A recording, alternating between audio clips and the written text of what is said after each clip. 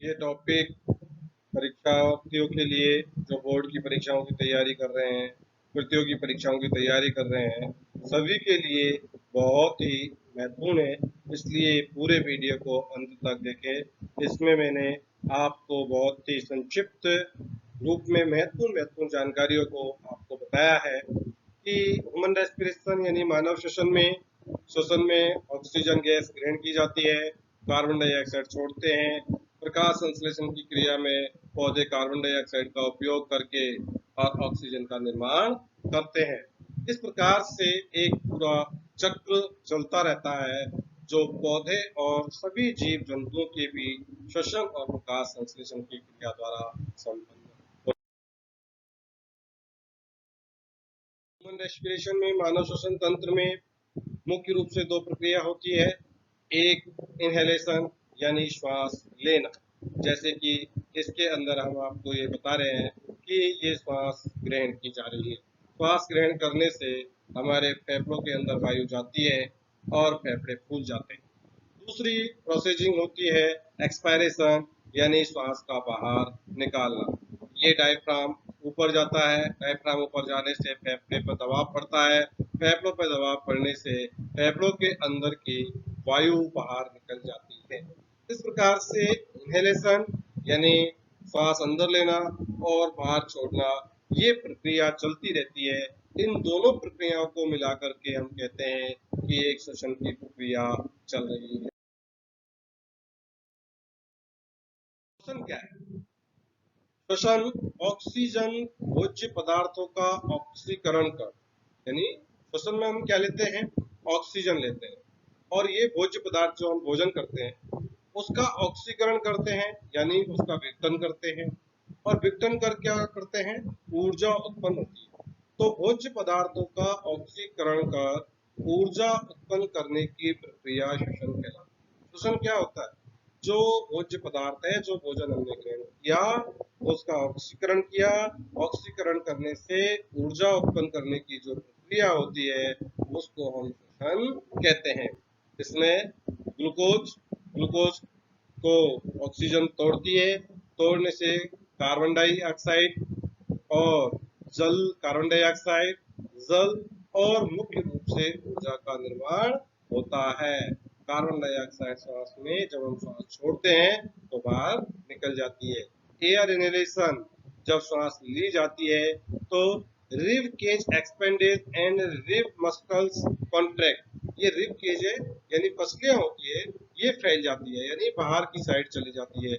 आप यहाँ पर ये देखोगे कि ये जो एरो का निशान दिखा रखा है, इसका मतलब रिब केज है, पसलियां है आपकी बाहर जा रही है। बाहर जाने से फेफड़े फैल रहे हैं, फेफड़े फैलने से वायु अंदर जा रही है, क्योंकि फेफड़ों के अंदर का दाब कम हो गया, बाहर का हवा का दाब अधिक है। तो वायु हमेशा अधिक दाब से निम्न दाब की ओर बहती है। तो फेफड़ों में दाब कम हुआ, फैले तो बाहर दाब अधिक हुआ तो वायु अंदर आ गई। इसी प्रकार से जब ये डायफ्राम ऊपर जाता है तो फेफड़ों पर दाब पड़ता है।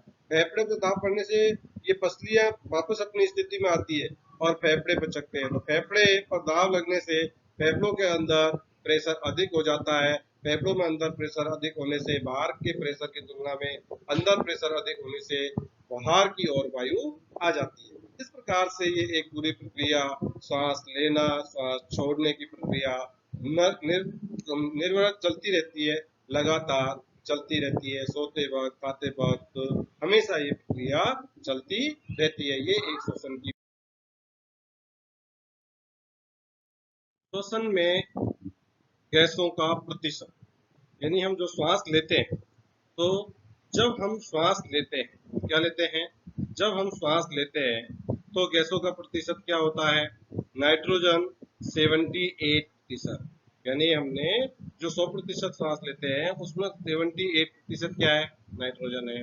ऑक्सीजन 20%, कार्बन डाइऑक्साइड 0.03%, जल वाष्प 0.5%। तो ये जब हम श्वास ग्रहण करते हैं उस समय ऑक्सीजन गैसों का प्रतिशत है। और जब हम श्वास छोड़ते हैं, ये तो लेते वक्त है, और जब हम गैस छोड़ते हैं तो एक बहुत ही इंपॉर्टेंट पॉइंट है कि 78% नाइट्रोजन लेते हैं और श्वास में जब हम छोड़ते हैं तब भी 78% ही नाइट्रोजन बाहर आती है, यानी जितनी नाइट्रोजन अंदर जाती है उतनी आती है, इसके प्रतिशत में कोई परिवर्तन नहीं होता। ऑक्सीजन, जब हम श्वास लेते हैं तो 20% ऑक्सीजन होती है, परंतु जब छोड़ते हैं तो उसमें 16% ऑक्सीजन होती है, 4% ऑक्सीजन शरीर के अंदर उपयोग हो जाती है। जब हम श्वास लेते हैं तो कार्बन डाइऑक्साइड 0.03% है, परंतु बाद में जब हम श्वास छोड़ते हैं तो उस समय उसका प्रतिशत हो जाता है 4%। जो ऑक्सीजन हमने बॉडी में रखी थी 4%, वो कार्बन डाइऑक्साइड में परिवर्तित हो जाती है। और जलवाष्प जो 0.5% थी, छोड़ते वक्त वो 6.5% हो जाती है। तो इस प्रकार ये बहुत ही इंपॉर्टेंट पॉइंट है कि श्वास लेते समय गैसों का प्रतिशत कितना है और श्वास छोड़ते वक्त गैसों का प्रतिशत कितना है। तो इस बात को प्रतिशतों को आपको अच्छे से याद रखना। की प्रक्रिया, जो श्वसन की प्रक्रिया होती है वो कैसे होती है? सांस लेने से लेकर हमारे शरीर में ऊर्जा बनाने की जो प्रक्रिया है वो 3 भागों में, यानी हमने सांस ग्रहण की और ऊर्जा बनी, वो पूरी प्रक्रिया 3 भागों में होती है। 3 भाग कौन कौन से हैं? पहला है बाह्य श्वसन, जिसे कहते हैं एक्सटर्नल रेस्पिरेशन। दूसरा है गैसों का परिवहन, ट्रांसपोर्टेशन ऑफ गैसेज। और तीसरा महत्वपूर्ण है आंतरिक श्वसन, इंटरनल रेस्पिरेशन, जिसे कोशिकीय श्वसन के नाम से भी जानते। एक्सटर्नल रेस्पिरेशन यानी बाह्य श्वसन, ऑक्सीजन का शरीर में आना, कार्बन डाइऑक्साइड का शरीर से बाहर निकलना बाह्य श्वसन कहलाता है। यानी ऑक्सीजन युक्त वायु का शरीर में आना और कार्बन डाइऑक्साइड युक्त का बाहर निकलना बाह्य श्वसन कहलाता है। जब वायु वातावरण से शरीर के भीतर श्वासोच्छ्वास अंगों में प्रवेश करती है तब उस अवस्था को निःश्वसन कहते हैं। निःश्वसन क्या है? कि जब वायु बाहर के वातावरण से अंदर प्रवेश करती है उसे हम निःश्वसन कहते हैं। कार्बन डाइऑक्साइड युक्त वायु का बाहर निकलना उच्छ्वास कहलाता है। यानी अंदर जाना निःश्वसन और बाहर गैसों का छोड़ना उच्च श्वसन या उच्छ्वास कहलाता है। गैसों का परिवहन, ट्रांसपोर्टेशन ऑफ गैसेज। ऑक्सीजन और कार्बन डाइऑक्साइड का फेफड़ों से शरीर की कोशिकाओं तक पहुंचना और वापस फेफड़े तक वापस आने की प्रक्रिया को गैसों का परिवहन कहते हैं। देखिए क्या इंपॉर्टेंट है कि ऑक्सीजन और कार्बन डाइऑक्साइड का फेफड़ों से शरीर की कोशिकाओं तक पहुंचना। जब हम श्वास लेते हैं तो गैस या वायु हमारे फेफड़ों तक जाती है। अब गैसों के परिवहन के अंदर क्या होता है कि फेफड़ों से, कहां से? फेफड़ों से शरीर की कोशिकाओं तक पहुंचना है। ये हमारे फेफड़ों के अंदर जो एलोवियल्स होती हैं, जहां पर छोटी छोटी कोशिकाएं होती है, जिसमें से ऑक्सीजन को ब्लड के अंदर मिला दिया जाता है। ऑक्सीजन को ब्लड एब्जॉर्ब कर लेता है। ब्लड कैपिलरीज, ये ब्लड कैपिलरीज फेफड़ों में से ऑक्सीजन को एब्जॉर्ब कर लेती है और ये ब्लड ऑक्सीजन को विभिन्न कोशिकाओं तक पहुंचा देता है। तो ऑक्सीजन कहाँ पहुंच गई? कोशिकाओं तक ऑक्सीजन पहुंच गई। यहाँ पर आप देखेंगे कि ये ऑक्सीजन है और इसको ब्लड में एब्जॉर्ब कर लिया गया है और ये ब्लड कोशिकाओं तक ऑक्सीजन को पहुंचाने का कार्य करता है। बाद में इसी ब्लड में से ऑक्सीजन जो कार्बन डाइऑक्साइड में परिवर्तित हो जाती है, उसको फेफड़ों में कार्बन डाइऑक्साइड के रूप में छोड़ दिया जाता है। और जब हम गैस छोड़ते हैं, वायु छोड़ते हैं श्वसन में, तो उसमें कार्बन डाइऑक्साइड बाहर निकल जाती है। तो इसमें फेफड़ों से कोशिकाओं तक पहुंचा और कोशिकाओं से फेफड़ों तक आए। इस पूरी प्रक्रिया को हम कहते हैं गैसों का परिवहन। श्वसन गैसों का शरीर में परिवहन करने का काम रक्त करता है। तो देखिए यहाँ फेफड़े में से ऑक्सीजन किसने ग्रहण की, किसने एब्जॉर्ब की? रक्त ने की। रक्त में से ऑक्सीजन वापस फेफड़ों में आई, तो इनका परिवहन का काम कौन करता है? रक्त करता है, यानी ब्लड करता है। ऑक्सीजन का परिवहन रक्त में उपस्थित हीमोग्लोबिन के द्वारा होता है। अब देखिए रक्त भी एक संयोजी ऊतक है, ये भी कई चीजों से कंपोनेंट से मिलकर बना होता है। तो रक्त के अंदर जो हीमोग्लोबिन होता है, रक्त के अंदर क्या होता है, हीमोग्लोबिन होता है। ये हीमोग्लोबिन ही ऑक्सीजन के परिवहन का कार्य करता है। और हीमोग्लोबिन क्या है, हीमोग्लोबिन एक तरह की प्रोटीन है जो रक्त में पाया जाता है। तो गैसों का परिवहन का काम कौन करता है, रक्त करता है।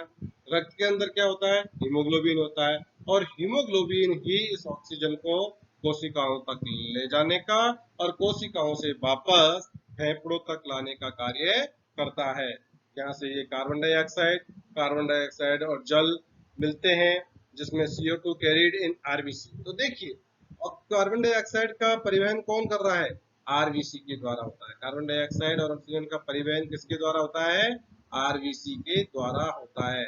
और आरबीसी के अंदर ही हीमोग्लोबिन पाया जाता है। तीसरी स्टेज है आंतरिक श्वसन, इंटरनल रेस्पिरेशन। आंतरिक श्वसन में गैसों का एक्सचेंज कोशिकाओं में होता है। किसके अंदर होता है, कोशिकाओं में होता है, इसलिए इसे कोशिका श्वसन कहते हैं। अब हमारे जब हम गैसों का परिवहन देखा था, उस गैसों के परिवहन में हमने देखा था कि जो सेल होती है, कोशिका होती है, वहां तक हमारी ऑक्सीजन पहुंच गई। कहां तक पहुंच गई थी, सेल तक पहुंच गई। अब क्या होता है, कोशिका के अंदर ऑक्सीजन पहुंच गई। अब श्वसन की प्रक्रिया, ये प्रक्रिया हर जीवित कोशिका में कोशिका द्रव या माइटोकॉन्ड्रिया में पूरी होती है। यानी आंतरिक श्वसन या जिसे कोशिका श्वसन कहते हैं, ये प्रक्रिया पूरी प्रोसेस हर जीवित कोशिका में या तो कोशिका द्रव जिसे हम साइटोप्लाज्मा कहते हैं या माइटोकॉन्ड्रिया में पूरी होती है। ये आंतरिक श्वसन दो प्रकार का होता है। कितने प्रकार का होता है, दो प्रकार का होता है। पहला है अनोक्षी श्वसन, एनारोबिक रेस्पिरेशन, जो श्वसन ऑक्सीजन की अनुपस्थिति में होता है। इसमें होता है ऑक्सीजन की एब्सेंस में होता है, यानी ऑक्सीजन प्रेजेंस नहीं होती, उसे अनोक्षी श्वसन कहते हैं। अनोक्षी श्वसन कोशिका के कोशिका द्रव या जिसे हम साइटोप्लाज्म कहते हैं संपन्न होती है। अपन ने ऊपर ये देखा था कि श्वसन की प्रक्रिया दो जगह होती है कोशिका में, या तो कोशिका द्रव में होगी या माइटोकॉन्ड्रिया में होगी।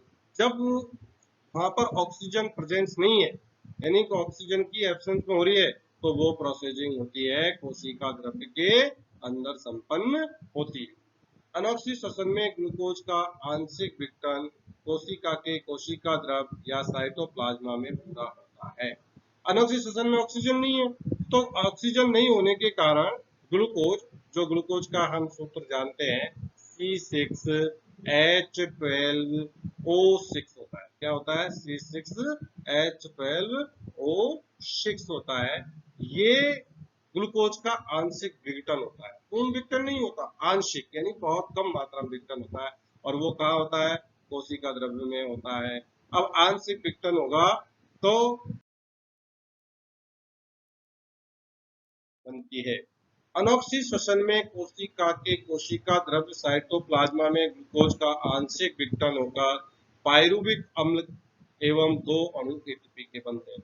अब देखिए ये कहां पर हो रहा है, अनोक्षी श्वसन कोशिका द्रव्य में हो रहा है, और वहां पर कैसा हो रहा है, आंशिक हो रहा है। कैसा विघटन हो रहा है, आंशिक। तो आंशिक होने से पायरुविक अम्ल के दो अणु बनते हैं और दो अणु एटीपी के बनते हैं। ये प्रश्न बहुत बार पूछा जाता है परीक्षाओं में कि अनोक्षी श्वसन में कितने अणु एटीपी के बनते हैं, तो दो बनते हैं। इस पूरी प्रक्रिया को ग्लाइकोलाइसिस कहते हैं। इस प्रक्रिया को क्या कहते हैं, ग्लाइकोलाइसिस, जो कि ऑक्सीजन की एब्सेंस में संपन्न होती है। ये ग्लूकोज ग्लाइकोलाइसिस की प्रक्रिया होती है। ग्लाइकोलाइसिस में क्या होता है, इसमें ग्लाइकोलाइसिस में ग्लूकोज पायरुवेट के अंदर कन्वर्ट हो जाता है और दो अणु एटीपी के बनते हैं। कितने अणु, दो अणु एटीपी के बनते हैं। इस पूरी प्रक्रिया को ग्लाइकोलाइसिस। दूसरा प्रकार का जो श्वसन है वो है ऑक्सीश्वसन।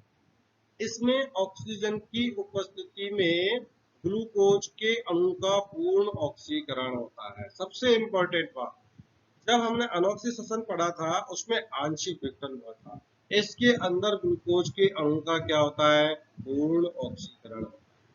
ऑक्सी श्वसन माइटोकॉन्ड्रिया में विशेष एंजाइम की उपस्थिति में पूरी होती है। ऑक्सी श्वसन कहाँ होता है, माइटोकॉन्ड्रिया में। अनोक्सी श्वसन कहाँ हुआ, कोशिका द्रव्य के अंदर हुआ। ग्लाइकोलाइसिस से प्राप्त पाइरुविक अम्ल, हमने जब देखा था अनोक्सी श्वसन के अंदर क्या बना था, पाइरुविक अम्ल बना। तो ग्लाइकोलाइसिस से जो प्राप्त पाइरुविक अम्ल था उसका माइटोकॉन्ड्रिया में पूर्ण ऑक्सीकरण हो जाता है। तो यहाँ पर क्या होता है, ग्लूकोज का ऑक्सीजन की उपस्थिति में ऑक्सीकरण हुआ, उसके फलस्वरूप कार्बन डाइऑक्साइड बनी, जल बना, और यहाँ पर आप देखेंगे कि 36 एटीपी ऊर्जा के अणु बने हैं, जबकि अनोक्सी श्वसन में 2 बने थे और यहाँ पर बने हैं 36। तो दोनों को मिलाकर के अगर देखेंगे तो 36 तो बने ऑक्सी श्वसन में और 2 बने थे अनोक्सी श्वसन में, और ये टोटल हो गए 38 एटीपी के अणु। यानी एक ग्लूकोज के अणु को तोड़ने पर, ऑक्सीकरण पूर्ण होने पर 38 एटीपी के अणुओं का निर्माण होता है। बहुत इंपॉर्टेंट पॉइंट है कि ग्लूकोज के एक अणु का पूर्ण ऑक्सीकरण होने पर 38 एटीपी के अणु बनते हैं, जिसमें 2 एटीपी के अणु अनोक्सी श्वसन में और 36 एटीपी के अणु ऑक्सी श्वसन के अंदर। वह श्वसन तक की पूरी कि किस प्रकार से ऊर्जा बनती है, किस प्रकार श्वसन की प्रक्रिया पूरी होती है, इससे संबंधित कुछ महत्वपूर्ण प्रश्न हैं, जिसमें देखेंगे आहार नली और श्वास नली दोनों आपस में कहाँ मिलती है। ये वो प्रश्न लिए गए हैं जो सभी किसी न किसी परीक्षा में आए हैं और जिनके आने की भी बहुत संभावना है। तो आहार नली और श्वास नली दोनों आपस में कहाँ मिलती है, तो दोनों आपस में मिलती है ग्रसनी के अंदर। कहाँ पर मिलती है, ग्रसनी। श्वसन के दौरान ली गई गैस को शरीर में कोशिकाओं तक पहुंचाने का काम कौन करता है। हमने जब पढ़ा था, जब देखा था कि रक्त में उपस्थित हीमोग्लोबिन द्वारा ही फेफड़ों से कोशिका तक ऑक्सीजन को पहुंचाने का कार्य करता है। ग्लूकोज के एक अणु के पूर्ण ऑक्सीकरण पर कुल कितने एटीपी अणुओं का निर्माण होता है। अभी हमने देखा था कि 2 एटीपी अनोक्सी श्वसन में और 36 एटीपी जो है ऑक्सी श्वसन में बनते हैं। इस प्रकार से दोनों को मिला करके और 38 एटीपी अणु का निर्माण होता है। क्रेब्स चक्र में किसका संश्लेषण होता है, पाइरुविक अम्ल का। श्वसन क्रिया संपन्न होती है माइटोकॉन्ड्रिया के अंदर, क्योंकि सबसे अधिक 36 एटीपी के अणुओं का निर्माण ऑक्सी श्वसन में होता है। ऑक्सी श्वसन की प्रक्रिया माइटोकॉन्ड्रिया के अंदर संपन्न होती है। फेफड़ों में गैसों का आदान प्रदान किसके द्वारा होता है, कोशिकाओं के द्वारा। अनोक्सी श्वसन में ग्लूकोज का आंशिक विघटन कहाँ होता है, तो वो होता है कोशिका द्रव्य में या साइटोप्लाज्मा में, जहाँ पाइरुविक अम्ल बनता है और 2 अणु एटीपी के निर्माण होता है। तो ये वो महत्वपूर्ण क्वेश्चन है जो श्वसन तंत्र से संबंधित विभिन्न परीक्षाओं में पूछे जाते हैं। इनको आप बार बार रिवीजन करते रहें। और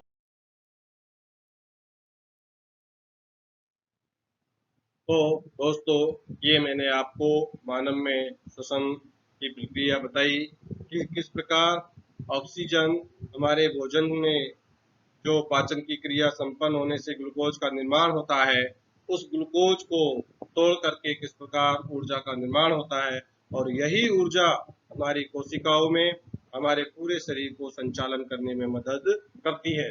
अंत में हमने इस श्वसन तंत्र से जुड़े हुए महत्वपूर्ण क्वेश्चन लिए थे, और उन महत्वपूर्ण क्वेश्चन ऐसे हैं जो विभिन्न परीक्षाओं में आए हैं और आने की संभावना है। मैं उम्मीद करता हूँ कि आपको ये मानव में श्वसन तंत्र, श्वसन की प्रक्रिया अच्छे से समझ में आई होगी।